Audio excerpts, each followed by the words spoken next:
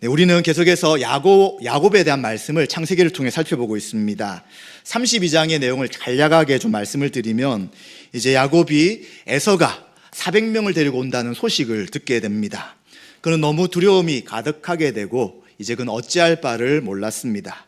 그래서 우선 머리를 써서 네 떼를 나누어 가지고 이제 예물을 보내어서 이제 에서가 그 예물을 받을 때 마음이 돌이키기를 원하는 생각들을 하게 되고요. 그리고 또 마지막에는 이제 자식들을 앞에 먼저 내세우고, 그리고 자신은 야복강에 그대로 남아 있었습니다. 그는 고민하고 또 어떻게 이 문제를 해결할 것인가 라고 생각했지만 사실 해답은 없는 것이죠. 그때 하나님의 사자, 성경에는 한 사람이라고 이야기하는데 어떤 사람이 그에게 와서 씨름을 합니다. 싸우는 것이죠. 그런데 성경에는 그 존재가 바로 천사라고 이야기합니다. 그런데 이 천사가 야곱과 씨름하는데 이길 수 없었습니다. 실제로는 이길 수 있죠. 그런데 이기지 않으셨습니다. 그리고는 이제 떠나려고 할 때 떠나지 못하도록 하기 때문에 그의 환도뼈, 엉덩이뼈를 이제 치게 되고 야곱은 골절을 입게 됩니다. 그런데도 그는 끝까지 붙잡으면서 나에게 복을 내려달라 이야기하면서 버티게 되는 것이죠. 그때 이 천사는 이름을 묻습니다. 너 이름이 무엇이냐? 저는 속이는 자입니다. 하나님과 겨루고 사람과 겨루는 사람입니다. 내 힘과 능력으로 살았던 그러한 야곱입니다 라고 이야기합니다. 그때 천사는 이제 너 이름을 야곱이라 하지 않겠다, 너를 이스라엘이라 하겠다, 하나님과 겨루어 이긴 자라고 하겠다라는 새로운 이름을 주시게 되는 것이죠. 그러나 실제로 그가 하나님과 겨루어 이긴 것이 아닙니다.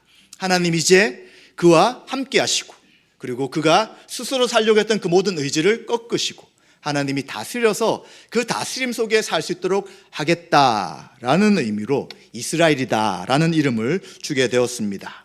그리고 그는 이제 사람이 아니라 그 존재가 바로 하나님의 천사인 것을 알고 그는 그 땅의 이름, 해가 돋았을 때 그 땅의 이름을 브넬이라라고 이름 짓습니다. 하나님과 대면하여 보았으나 죽지 않았다라고 이야기하는 것이죠. 그리고는 이제 드디어 날이 새고 에서를 만날 날이 되었습니다. 에서는 400여 명의 장정을 데리고 그를 향해 오고 있습니다.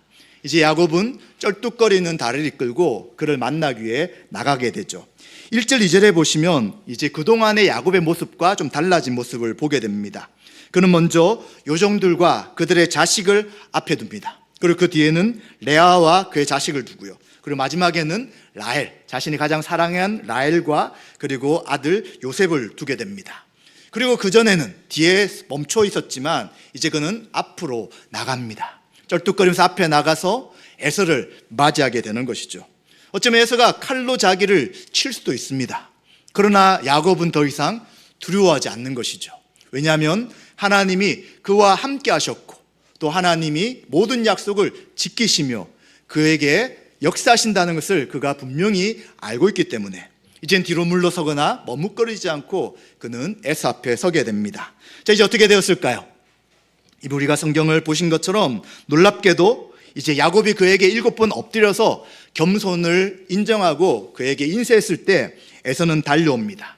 야곱은 쩔뚝거리면서 밖에 갈지 못했지만 에서는 달려와서 그를 맞이하고 안고 목을 어긋고 이제 입 맞추고 펑펑 울게 되는 것이죠. 20년 동안 이제 형은 동생을 만나지 못했고 그는 동생을 죽일 수 있었지만 그러나 죽이지 않고 지금 화해하는 것입니다. 성경에 특별한 표현이 없기 때문에 에서가 어떻게 마음을 바꿨는지 우리는 알 수 없습니다. 그러나 분명한 것은 야곱과 함께 누가 함께 했던 것입니까? 바로 하나님의 군대, 마하나임, 하나님의 군대가 야곱과 함께 했고요. 그리고 또 그의 이름을 이스라엘, 하나님이 그를 다스리고 통치하신다는 이름을 주심을 통해 야곱은 새로운 인생을 살아가게 되는 것이죠. 그래서 하나님이 에서의 마음을 바꾸셔서 야곱과 화해하겠다는 것을 우리는 짐작해 볼 수 있는 것입니다. 이처럼 하나님은 가나안 땅으로 돌아갈 때, 고향으로 돌아갈 때 가장 큰 문제였던 에서와의 문제를 해결해 주시고 이제 드디어 화해하고 이제 두 사람이 만나게 됩니다. 이제 에서는 야곱에게 묻습니다. 지금 함께 있는 여인들과 그리고 자식들이 누구냐라고 물었더니 야곱은 5절에 하나님이 주의 종에게 은혜로 주신 자식들입니다 라고 고백합니다. 그렇죠. 그가 자신의 힘과 능력으로 부인들을 얻고 자식을 많이 얻게 된 것이 아닙니다. 이제 부인들의 경쟁 때문에 계속해서 자식을 얻게 되었으나 이 모든 것이 하나님의 은혜입니다 라고 야곱은 고백합니다. 그리고 또 8절 11절에는 그동안 만났던 이 가축의 떼는 도대체 무엇이냐라고 묻습니다. 이것은 내 주께 은혜를 입으려 드린 것입니다 라고 이야기하면서 이제 에서를 높이고 이 모든 재물 약 550마리 이상의 가축은 내가 형에게 드리는 것입니다 라고 이야기합니다. 그런데 에서는 자신이 세일 땅에 거하게 되고 또 400명도 거느릴 정도의 큰 힘이 있는 사람이기 때문에 충분히 내가 가지고 있는 소유도 충분하고 그리고 이것은 내가 받을 필요가 없다라고 이야기합니다. 그런데 에서는 야곱은 계속해서 에서에게 권면함을 통해서 이제 에서가 받게 됩니다. 그러면서 11절에 어떤 이야기를 하게 되냐면 내가 야곱이 형님의 얼굴을 보니 하나님의 얼굴을 본 것 같아 라고 이야기하면서 형님이 나를 기뻐하니까 형의 얼굴에서 하나님을 만난 것 같아 라고 이야기합니다. 이게 어떤 이야기입니까? 바로 브니엘에서 야곱이 하나님과 만나고 천사를 통하여 겨루었지만 그가 살아있는 것처럼 형이 칼로 자기를 죽일 수 있는 상황이지만 도리어 하나님께서 형의 마음을 바꾸셔서 이제 형의 얼굴 가운데 하나님의 모습을 봅니다 라고 그는 고백하고 있는 것이죠. 그래서 야곱은 이 모든 이야기 속에 나의 힘과 능력이 아닌 하나님이 함께 하셨습니다. 하나님이 은혜로 일들을 행하셨습니다. 그리고 하나님이 나와 함께 하셔서 형과 나의 문제가 해결된 것입니다 라는 믿음의 고백을 하게 되는 것입니다. 이제 이렇게 되니까 에서는 야곱과 좀 더 지내고 싶어서 12절과 12절에 보시면 이제 나와 함께 동행하자라고 하면서 이 세일 땅, 에서가 살고 있는 세일 땅으로 같이 가자고 이야기합니다. 그런데 야곱은 선뜻 갈 수가 없었습니다. 그래서 뭐라고 이야기하냐면 지금 저의 자식들이 굉장히 어립니다. 그리고 양떼와 소가 새끼를 데리고 있으니까 하루만 지나치게 몰면 급히 움직이게 되면 이 모든 것들이 다 죽을 수 있습니다 라고 이야기하면서 이제 형이 먼저 가시면 제가 나중에 형에게 찾아가서 인사하겠습니다 라고 이야기를 하는 것입니다. 그런데 이 이야기는 실제 형에게 가겠다는 이야기는 아니었습니다. 그래서 나중에 보시면 언제 형과 만나냐면 아버지가 돌아가셨을 때 장례식에 이제 형과 만나게 되지 그 이후로 결코 세일로는 가지 않았습니다. 어쩌면 아직도 야곱에게는 형 에서가 마음이 바뀌어서 자기를 해할 거에 대한 두려움이 어느 정도 있었던 것 같습니다. 그래서 그곳으로 가지 않게 되고 먼저 형이 가라는 이야기를 하게 됩니다. 그러나 더 중요한 이야기는 지금 에서가 살고 있는 땅은 요단강 동편입니다. 세일 땅은 하나님 약속하신 가나안 땅이 아니죠. 그렇기 때문에 그는 그곳에 머물 수가 없습니다. 그가 가야 될 곳은 하나님 약속하시고 그가 출발했었던 헤브론 가나안 땅으로 가야 되기 때문에 형이 가자고 하지만 이제 그것을 뿌리치고 가나안 땅으로 이동하게 되는 것입니다. 그러면서 이제 형은 좀 더 호의를 베풀어서 너가 그러면 나한테 올 동안 시간이 좀 걸리기 때문에 종 몇 사람을 붙일 테니까 그가 너를 보호하도록 해달라라고 이야기하지만 야곱은 이제 그것도 거부하고 그냥 이제 형과 인사하고 헤어지게 되었습니다. 이제 그는 형을 따라서 갈 생각은 없었기 때문에 그가 이제 17절에 보시면 이동을 한 곳이 어디냐면 숫곳이라는 곳이었습니다. 숫곳은 오두막이라는 이름인데 그가 그곳에서 자기들의 집을 짓고 그리고 가축의 우릿간을 만들었기 때문에 그곳이 오두막이란 이름으로 숫곳이라는 이름을 짓게 됩니다. 이 숫곳은 야복강의 북쪽이라고 이야기할 수 있고요. 그리고 요단강을 건너면 왼쪽 편 서쪽이 이제 가나안 땅인데 요단강 동편이라고 이야기할 수 있습니다. 이 요단강만 건너면 이제 가나안 땅에 들어갈 수 있는데 그곳에 잠깐 멈추어 있습니다. 그리고 그는 이제 더 이동하게 되어서 18절에 보시면 가나안 땅 세겜 성읍에 도착하게 됩니다. 이 세겜 성읍은 이미 그곳에 세겜 사람들이 살고 있었고요. 그리고 성이 마련되어 있는 곳이었습니다. 가나안 땅으로 본다면 그곳이 중심부였고요. 이제 그는 계속해서 남쪽으로 이동해야 합니다. 그래서 세겜에서 이제 베델에서 헤브론까지 가야지 이제 아버지가 있는 곳에 도착할 수 있게 되는 것이죠. 그러나 나중에 전체 가나안 땅으로 볼 때는 중심 지역이기 때문에 이 세겜 땅은 굉장히 중요한 지역이라고 할 수 있습니다. 이제 그는 그곳에 가게 되는데, 이곳에 가게 되었을 때 그와 모든 가족들은 이 평안하게 가나안 땅 세겜 성읍에 도착했다고 이야기합니다. 그리고 이제 그 세겜 성 앞에 장막을 친 밭을 세겜의 아버지 하몰의 아들들의 손에서 백크시타에 사게 되었다라고 이야기합니다. 이 백크시타는 100개 은주화를 이야기하는데, 그 당시 어느 정도의 가격인지는 알 수 없습니다. 그러나 100개를 주고 땅을 사게 되는 것이죠. 이 땅을 산 것은 아브라함과 마찬가지입니다. 그의 부인 아브라함의 아내, 누군가요?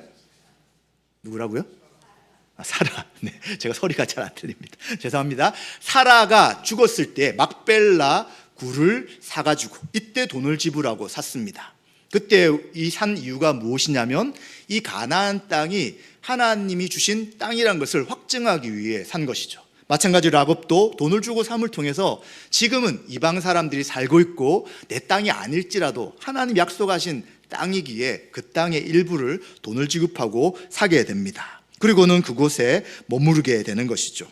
그리고 20절에 보시면 그곳에서 제단을 쌓게 됩니다. 그리고 이름을 엘엘로헤 이스라엘이라고 이야기하는데, 바로 하나님은 이스라엘의 하나님입니다. 또 전능자는 이스라엘의 하나님입니다 라고 이야기하면서 하나님의 이름을 부르게 됩니다. 자, 이것을 이야기할 때 어떤 말씀이 기억이 나십니까? 바로 베델에서 하나님이 야곱과 만나시고 또 야곱에게 약속하신 다음에 야곱이 하나님 앞에 하나님이 나를 무사히 돌아오게 한다면 이런 일을 하겠다 했던 것이 아마 기억이 나실 것입니다. 창세기 28장 22절에 야곱은 3가지 약속을 하나님 앞에 합니다. 첫 번째는 여호와께서 내 하나님이 되실 것입니다. 이미 하나님이 야곱과 함께 하겠다는데, 그는 이제 돌아온다면 하나님이 나의 하나님이 되실 것입니다 라고 이야기합니다. 그래서 지금 하나님이 세겜 땅, 가나안 땅에 무사히 도착하게 했기 때문에 하나님은 이제 다른 사람의 하나님, 아브라함과 이삭의 하나님이 아니라 나의 하나님, 이스라엘의 하나님입니다 라고 고백합니다. 그리고 이 이스라엘의 하나님은 전능하신 분이라고 이야기하는 것이죠. 빈손으로 지팡이 하나만 가지고 외삼촌이 있는 밧단 아람에 갔으나 돌아올 때는 많은 자식들과 부인과 그리고 많은 가축들을 주셨기 때문에 하나님은 전능하신 분입니다 라고 그는 고백하는 것입니다. 그리고 또 두 번째 약속이 무엇이었냐면, 기둥으로 세운, 이제 그가 돌을 베고 잤던 그것을 기둥을 세워서 하나님 앞에 제사를 드리죠. 그러면서 하는 이야기가 뭐냐면, 이곳이 하나님의 집이 될 것입니다. 그래서 하나님의 집이란 뜻으로 베델이란 이름을 짓게 되는 것이죠. 그리고 세 번째는 내게 주신 모든 것에서 10분의 1, 11조를 드리겠습니다 라고 3가지 약속을 합니다. 그런데 지금 이 2가지는 하지 않죠. 하나님 앞에 예배를 드리는 것은 하지만 베델에 도착하지도 않았고, 그리고 그가 가지고 있던 소유의 10분의 1은 드리지 않았습니다. 그러나 이제는 하나님이 나의 하나님이십니다, 전능하신 하나님입니다 라고 고백함으로 그 하나님의 약속이 하나님의 은혜 가운데 성취된 것을 우리는 보게 되는 것입니다. 우리 이 말씀을 통해서 어떤 교훈을 얻을 수 있을까요? 우선 야곱에게 약속하신 하나님이 에서의 손에서 구원하시고 그에게 은혜로 모든 것을 함께 하셨다는 것을 우리는 알게 되는 것입니다. 하나님이 베델에서 하신 약속을 반드시 지켰습니다. 내가 너와 함께 할 것이다. 그리고 내가 이곳으로 돌아오도록 하실 것이다. 내 자손에게 복 주실 것이다 라는 약속을 하나님은 반드시 지키신 것입니다. 그렇기 때문에 하나님께서는 라반의 그 학대 가운데서도 20년 동안 품삯을 제대로 주지 않고 속이면서 그에게 일을 시켰던 그 라반에게서, 그리고 에서를 통해서 죽음을 당할 수 있는 상황 속에서도 하나님은 그와 함께 하심을 통해서 하나님이 그를 지키시고 보호하신 것을 보게 되는 것입니다. 또 그것뿐만 아니죠. 자식들과 아내를 주시고 수많은 소유를 주심을 통하여 하나님 약속이 반드시 성취되는 것을 보게 되는 것입니다. 이것은 전적인 하나님의 은혜였습니다. 야곱은 원래 태어날 때부터 속이는 자, 태어날 때부터 자기 자신만 위해 살아가는 그러한 자였습니다. 하나님의 뜻과 계획은 아랑곳하지 않고 자신이 원하는 것을 취하려고 하는 그러한 사람이었습니다. 정말 객관적으로 본다면 굳이 하나님이 야곱을 왜 선택하셔서 그 약속을 다 지키실까라는 생각을 하게 됩니다. 그러나 이것은 하나님의 무조건적인 택하심을 통한 하나님의 은혜라고밖에 이해할 수 없는 것이죠.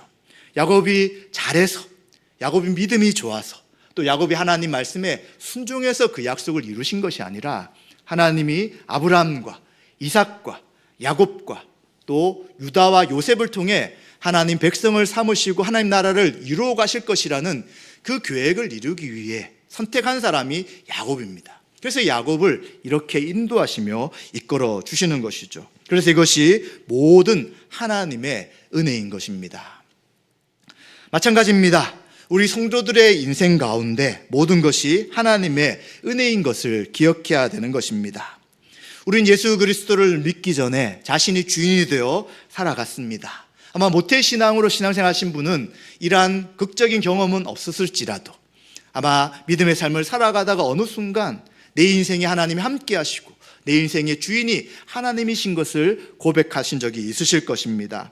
그렇습니다. 하나님, 우리가 죄를 짓고 그리고 하나님 앞에 원수되어 마음대로 살아갔음에도 불구하고 우리를 위해서 예수님을 보내시고 예수님 우리 죄를 용서하시기 위해 십자가에서 죽으셨습니다. 그리고 우리를 하나님의 자녀 삼으셔서 하나님의 백성으로 살도록 지금껏 선하게 인도하신 것이죠.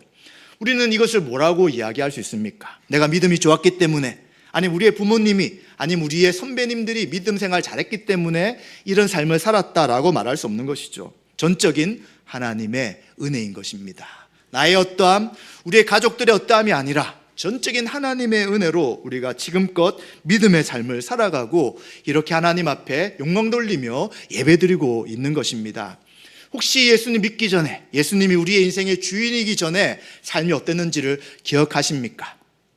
저는 중간에 예수님 믿었기 때문에 제가 믿기 전에 어떤 삶인지를 분명히 기억합니다. 내가 인생의 주인이 되어 내가 마음대로 살려고 하고, 그리고 여전히 제 인생에 제 계획대로 모든 것을 움직이려고 하는 삶을 살았습니다. 하나님은 내 인생에서 아무런 의미가 없는 분이라고 생각했었죠. 그러나 그 인생을 살아갈 때 인간으로서 당하는 여러 고통들은 해결되지 않는 것입니다. 그런 어려움 속에서 힘쓰고 애써서 야곱처럼 살아가지만, 그러나 시간이 지났을 때 뒤를 돌아보면 별로 이루어진 것이 없는 것이죠. 그러나 예수 그리스도를 믿은 이후에 제 삶에는 놀라운 일들이 생기는 것입니다. 하나님이 함께 하셔서 평강으로 인도하실 뿐만 아니라 교회 공동체에 속하게 하셔서 저를 위해서 늘 살아왔던 삶이 아닌 다른 분들, 예수 믿는 다른 분들이 저를 위해 기도하고 저를 위해 섬기고 헌신하는 그 놀라운 은혜를 경험하게 되는 것이죠. 하나님이 살아계시다는 것을 알고 하나님 앞에 예배하며 하나님을 섬기기 위해 말씀을 배우고 또 막 그 말씀대로 순종하는 믿음의 삶이 제 삶 속에서도 이루어진 것입니다. 그래서 저는 지금도 마찬가지지만 예수님 믿기 전의 삶과 예수님 믿은 후의 삶에 분명한 차이가 있기 때문에 지금 이렇게 살아가는 것은 전적인 하나님의 은혜입니다 라고밖에 고백할 수 없는 것입니다. 마찬가지로 우리 성도님도 그러실 것입니다. 자신의 인생의 주인이 되어 여러분이 원하는 삶을 살아갈 수는 있을 것입니다. 그러나 만약 하나님이 우리를 다스리시고 통치하지 않는다면 우리 인생의 고난과 어려움을 결코 해결할 수가 없는 것이죠. 아마 믿지 않는 많은 분들의 삶을 바라볼 때 정말 어쩔 순간에는 우리보다 행복한 것 같이 보일 때가 있습니다. 야, 저 사람은 예수님 믿지도 않는데 잘 사는구나 라고 보일 수도 있습니다. 그러나 그 인생 가운데 어려움을 만날 때, 해결할 수 없는 인간의 어려움을 당할 때는 낙담하고 뒤로 물러서며 좌절할 수밖에 없는 것이죠. 자신의 인생을 도와줄 수 있는 사람은 아무도 없기 때문입니다. 그러나 우리 성도님들은 그렇지 않는 것이죠. 하나님 우리 함께 하실 뿐만 아니라 하나님이 우리에게 하신 약속을 반드시 지키시며 그 약속을 이루어 가시는 것입니다. 어떤 약속입니까?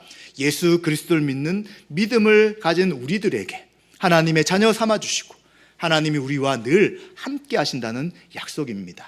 야곱에게 함께 하신 하나님께서 임마누엘 되신 예수님을 이 땅에 보내시고 또 예수 그리스도를 믿는 우리에게 성령님을 보내셔서 늘 함께 하시고 결코 떠나지 않는다는 약속을 하신 것이죠. 그래서 지금도 우리 성도님들에게는 성령 하나님이 함께 하심을 통해 하나님이 살아계심을 날마다 보여주시고 있는 것입니다. 한번 올해를 한번 돌아보시기 바랍니다. 어떤 하나님의 은혜가 있었습니까? 어떤 상황 가운데 하나님 우리를 지키시고 인도하여 주셨습니까?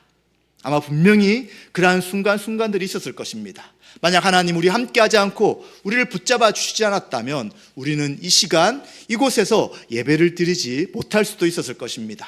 그런 하나님이 선한 손길로 우리를 붙잡으시고 인도하셨기에 우린 지금 이 자리에서 예배하며 찬양하며 영광 돌릴 수 있다는 것을 기억해야 될 것입니다. 또 우리가 생각할 것은 하나님께서 야곱에게 베델에 하신 약속을 지키시고 가나안 땅에 돌아올 수 있도록 늘 함께 하신 것을 생각하게 됩니다. 그래서 이러한 야곱의 모습 속에 우리가 생각해 볼 것이 그는 하나님 앞에 약속한 것을 우선 지키려고 합니다. 세겜 땅에서 그가 먼저 한 일이 바로 제단을 쌓고 예배를 드린 것이었습니다. 그리고 나머지 두 가지는 또 나중에 그 일들을 이루어 나갈 것입니다. 이처럼 하나님 앞에 구원받은 성도들의 가장 중요한 삶의 변화의 모습은 예배를 드리는 것입니다. 내가 내 인생의 주인이 아니고 영광 돌릴 존재가 있다는 것을 알 때 우리는 예배할 수 있는 것이죠.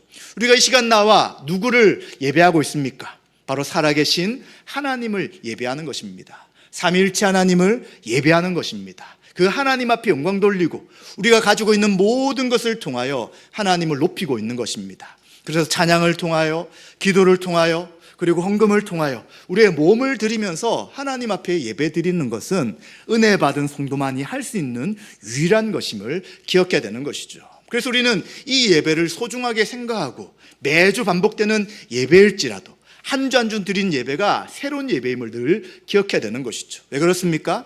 하나님은 변함없이 은혜로 함께 하시는 분이고요. 하나님은 우리 예배를 받기 합당하신 분이기에 그 하나님을 생각한다면 우리가 매주 드리는 예배가 반복되는 예배가 아니라 매주 새로운 예배인 것을 기억해야 되는 것입니다.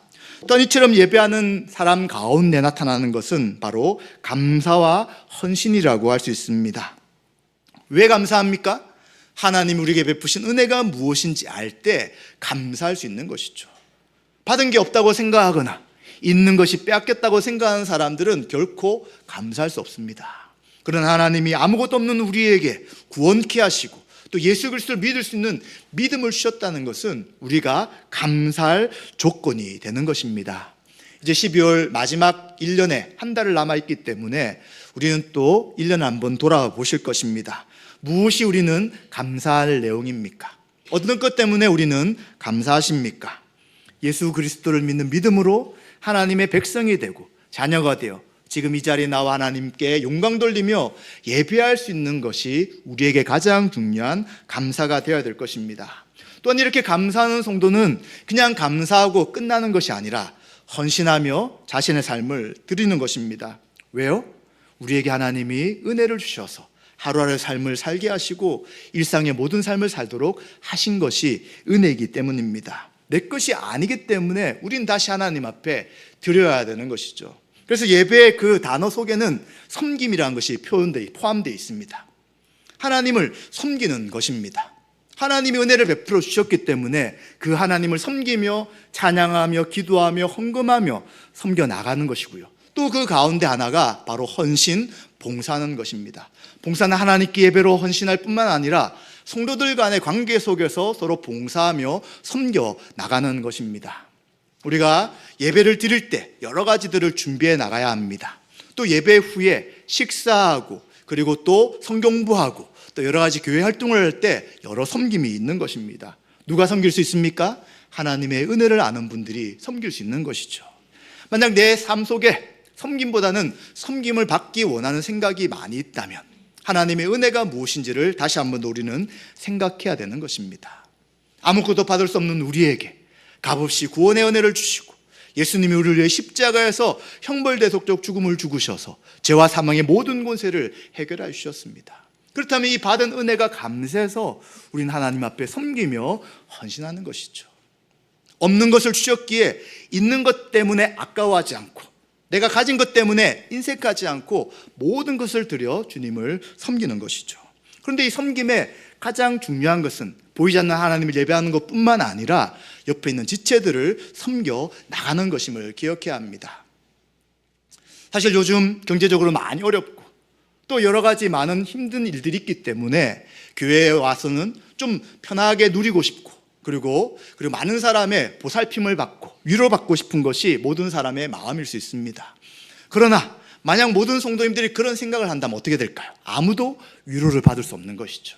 다 위로를 받기 원하기 때문에 기다리게 되고 저 사람이 나한테 어떻게 섬기며 위로해 줄 것인가만 생각할 수밖에 없다는 것입니다. 그러나 성경의 가치관, 성경에서 말씀하시는 섬김은 먼저 섬기라는 것입니다. 은혜 받은 분들이 보이는 지체들을 먼저 섬겨 나가라는 것입니다. 그런데 그 섬김이 우리를 지치고 낙담하게 하고 피곤하게 할 수 있지만 결코 성경은 그렇게 말하지 않습니다. 도리어 섬기는 자가 더 하나님의 큰 은혜를 알게 되고 더 감사가 넘치게 되는 것이죠. 그리고 그 한 섬김으로 끝나는 것이 아니라 다른 분이 또 섬기기 시작함을 통해 이 섬김은 섬기지 않는 사람들의 모임보다 월등한 차이가 생기게 되는 것입니다.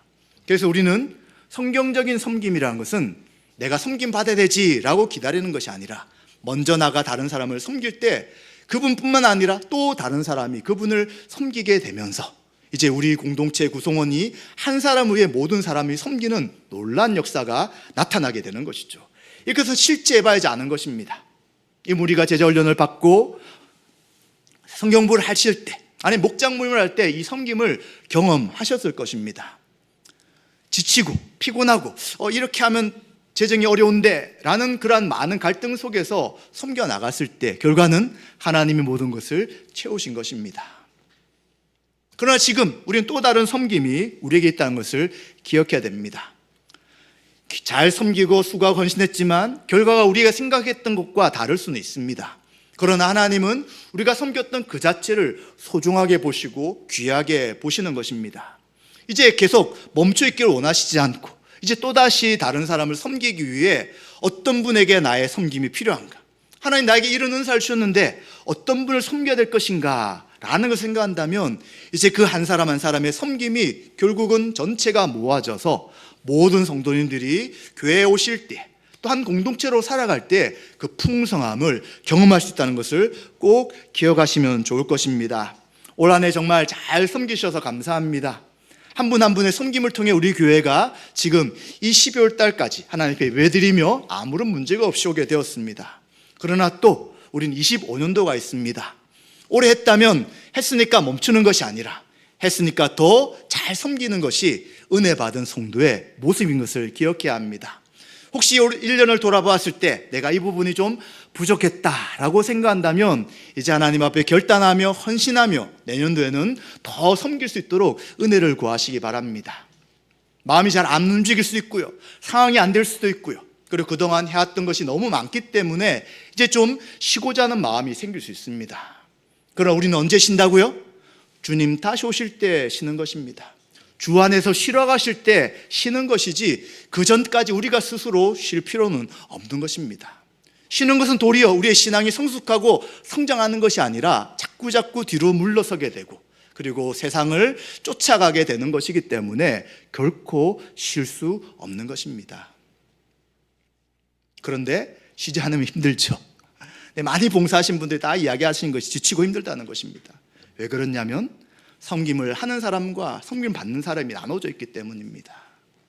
하나님 우리 한 사람 한 사람에게 은사를 하나 이상은 주셨습니다. 그렇다면 그 하나 이상의 은사를 가지고 다른 분들을 섬겨 나가야 하는 것입니다. 섬길 때 지치지 않고 힘을 얻게 되고요, 우리 공동체 안에 주님의 사랑이 어떠한 것인지를 알게 되고요, 나의 부족함이 아니라 이제 주변의 섬김을 통해서 그 부족함이 하나씩 채워지는 것을 우리는 기억하시고 또 도전해 보시면 좋을 것 같습니다. 말씀 마무리하겠습니다. 이제 24년도에 한 달이 남았습니다. 이제 그래서 내일부터는 특별 새벽 기도회가 진행이 됩니다. 작년처럼 우리는 새벽에 모여서 하나님의 은혜를 구하려고 합니다. 사실 다른 시간에도 기도할 수 있지만 그러나 특별히 우리가 이 시간에는 함께 기도하고 싶습니다.